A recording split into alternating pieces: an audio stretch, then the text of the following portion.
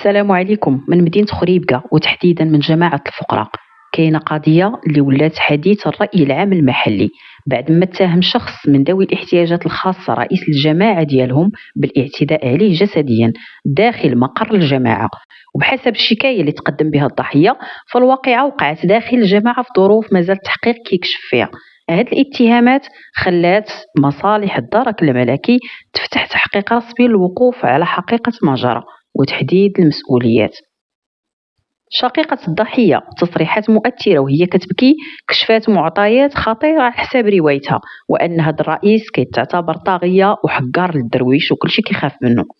وأكدت أن الأخ ديالها تعرض للضرب على يد هذا الرئيس، والسبب هو الطغيان والحقرة، لأن الأخ ديالها توجه الجماعة على حساب أوراق إدارية عادية، أوراق ديال لامو، وإذا به كيتلاقى مع الرئيس اللي دفعو وسبو قال ليه بقاو لينا غير الزيازن، لأن الأخ ديالها ما كيهضر ما كيسمع، كطالب بالإنصاف وتطبيق القانون على الجميع بدون استثناء. وكتأكد أن الأخ ديالها تعرض للعنف اللفظي والجسدي، وقالت أن حالته الصحية والنفسية ما كتسمحش ليه بالدخول في أي نزاعات أو مشاكل، خاصة أنه معروف بالهدوء وأنه شخص ضعيف وما كيقدرش يدافع على راسه. وشددت الأخت أن هادشي اللي وقع الأخ ديالها خلاه في حالة نفسية صعبة، وهادشي اللي دفعهم اللجوء للقانون وتقديم شكاية رسمية لدى الدرك الملكي مطالبة بفتح تحقيق نزيه والاستماع لجميع الأطراف.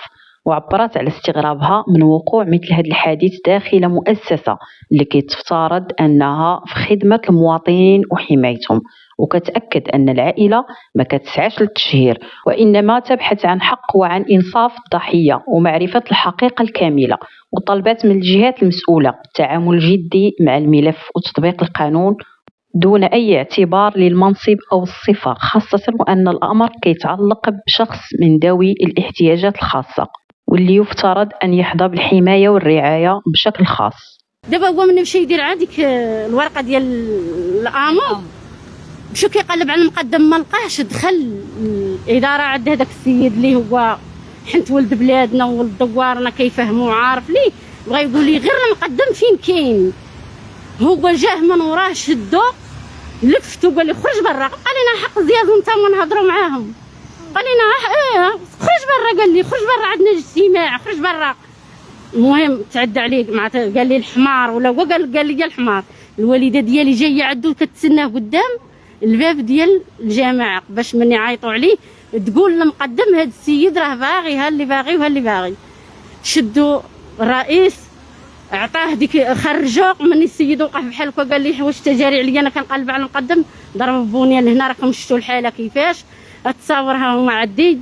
الناس خايفه ما قاداش تشهد ليه، قالت لا ما نقدروش نشهدوا راك عارفه. ولكن عاودوا لك انت ملي مشيتي كتسولي بلا ما تذكري الناس اللي سولتي لا ما نذكرهمش، ولكن شنو تيقولوا لي راه خوك خرج مضروب من الجامعه، راه خوك خرج مضروب.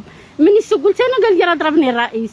هو درك كتبعني عند الجندارم تيقول لي سلام، قلت له خويا ما كاين حتى سلام، سيري تيعيط ليا وما كاين باس راه بغا تلوحوا عليا الباطل. كاين شي واحد تيدخل الجامعه كيتصوت ويخرج مصوت، واخا نعرفوا هذا اللي داخل الجامعه وتيخرجنا مصوتين نعرفوا اشكون هو اللي نمشيو نطلبوا على الحقوق ديالنا ونتصوتوا، نمشيو نبغيو نشدوا ورقه ونخافوا، نمشيو نشدوا ورقه ونبقاو نترعدوا تنطلبوا من يطلب علينا.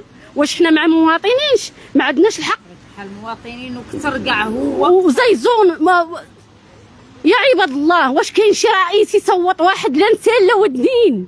ما عندهمش الحق يلحق ليه، ما عندوش خوتو، ما عندوش العائله، ما عندوش من يوقف عليه ما يدويش معاه.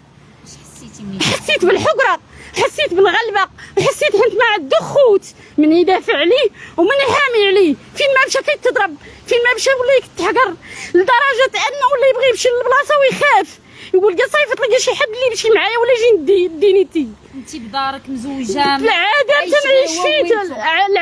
تنعيش فيه من جيتو وامه، العذاب الاليم. تصور شدني العصاب ولي تنداوي تنعس ما تنفيق تنقول كل راه ضربوه كل راه مصوتوه كل راه داروا لي كل راه وليت خايفه عليه وامه ماشي هو. حنت امي الا صابت ولدها كيموت غطيح فوقه وغتموت فوقه. هادشي راه ظلم عباد الله.